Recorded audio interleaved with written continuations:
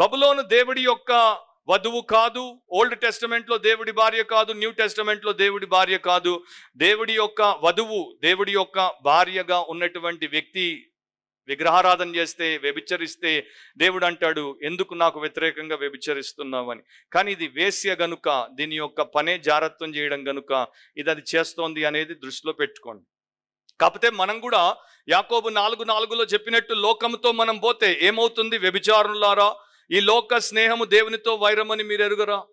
కాబట్టి ఎవడి లోకంతో స్నేహం చేయగోరునో వాడు దేవునికి శత్రువగును. ఎవడు బాబిలోనియన్ గా మారుతాడో వాడు దేవునికి ఎనిమిగా మారిపోతాడు. సో దృష్టిలో పెట్టుకోవాలి, మనము వేశ్య వెంబడిపోతున్నామా, వధువు వెంబడే ఉన్నామా? క్రూర మృగం మీద కూర్చున్నట్టు కూడా మనం ఇక్కడ చదువుతాం. క్రూర మృగము ఒక వైపున, గొర్రెపిల్ల ఇంకొక వైపున, వేశ్య ఒక వైపున అండ్ పవిత్రమైనటువంటి వధువు ఒక వైపున. సో నేను సంఘానికి, దేవుడికి సంబంధిగా ఉంటానా, లేక సాతానుకి, లోకానికి సంబంధిగా ఉంటానా? హెన్రీ మార్టిన్ గొప్ప మ్యాథమెటిషియన్ గా 20 సంవత్సరాలకే ప్రపంచంలో పేరుగాంచాడు. కానీ మ్యాథమెటిక్స్ వదిలేశాడు. ఆయన ఉండింటే ఆయన ఇంకొక రామానుజన్ అయిపోయేవాడు, మన ఇండియన్ రామానుజన్ మ్యాథమెటిషియన్ లాగా. కాకపోతే ఆయన దాన్ని వదిలేసి నేను మిషనరీ అవుతానని వచ్చేసాడు. అండ్ చాలా దేశాలకు వచ్చాడు, ఇండియా కూడా వచ్చాడు అండ్ ఇక్కడ పనిచేశాడు. సో హెన్రీ మార్టిన్ ఆ యొక్క మధ్యధార దేశంలో, ఇస్లామిక్ కంట్రీస్ లో తిరుగుతున్నప్పుడు ఒక మహమ్మదీయుడికి సువార్త చెప్పాడు. అతడు రక్షించబడ్డాడు, ప్రభువుని నమ్ముకున్నాడు.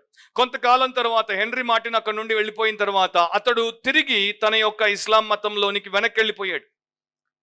క్రైస్తవ్యం నుండి భ్రష్టు కొట్టాడు. ఆ మనిషి మరొకసారి మలకా అనేటువంటి ఇంకొక ప్రాంతంలో ఇంకొక మిషనరీ, డాక్టర్ మిల్న్ అనే మిషనరీకి దొరికినప్పుడు ఆయన అతన్ని అడిగాడు, ఎందుకు వెనక్కి వెళ్ళిపోయావు? వెనక్కి వెళ్ళిపోయి చాలా పెద్ద పాపం చేశావు అండ్ ఇప్పుడు నీ జీవితం ఎట్లా ఉందంటే, ఆ మనిషి ఏమన్నాడు తెలుసా? నేను పూర్తిగా అసంతుష్టిగా ఉన్నాను.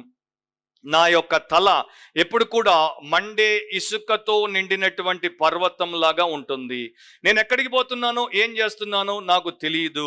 ఒకటైతే నాకు అర్థమైంది, నిజమైన దేవుడిని విడిచిపెట్టుట నేను చేసిన ఘోర దుష్కార్యము అండ్ అది నా జీవితం అంతటిని ఛేదెక్కించేసింది అని వాడు చెప్పాడు.